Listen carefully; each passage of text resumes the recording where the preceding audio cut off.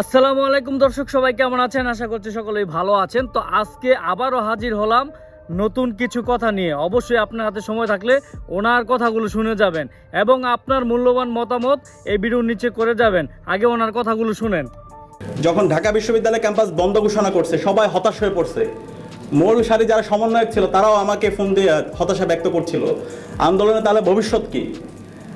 এবং তখন আমরা আমাদের জায়গা থেকে সিদ্ধান্ত নিয়েছিলাম এই আন্দোলনটাকে আমরা সারা দেশে ছড়িয়ে দেব। সে 18 জুলাই আমরা দেখতে পেয়েছিলাম আমাদের সমন্বয়কদের একটা গ্রুপ, তারা বিভিন্নভাবে নেগোসিয়েশন করার চেষ্টা করছিল, আমাদের কাছে ইনফরমেশন আসছিল, তারা সংলাপের কথা বলছিল। তখন আমি সুস্পষ্টভাবে প্রথম সারির সমন্বয় সবাইকে আমি ফোন দিয়েছিলাম। আমি বলেছিলাম রক্তের উপর কোনো সংলাপ হইতে পারে না। অলরেডি আমাদের অনেক ভাই বোনরা শহীদ হয়েছে, আমাদের প্রাইভেট বিশ্ববিদ্যালয়ের ভাই বোনরা তারা জীবন দিচ্ছে।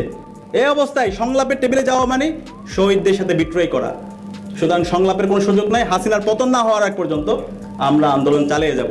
এই ক্ষেত্রে আমাদেরকে রাস্তা দেখিয়েছে আমাদের এই প্রাইভেট বিশ্ববিদ্যালয়ের ভাই বোনরা। আমি শ্রদ্ধার সাথে আজীবন আমাদের এই পুরো জাতি শ্রদ্ধার সাথে আমাদের এই প্রাইভেট বিশ্ববিদ্যালয়ের ভাই বোনদের স্যাক্রিফাইসকে, তাদের কন্ট্রিবিউশনকে আমরা সারা জীবন মনে রাখবো ইনশাআল্লাহ।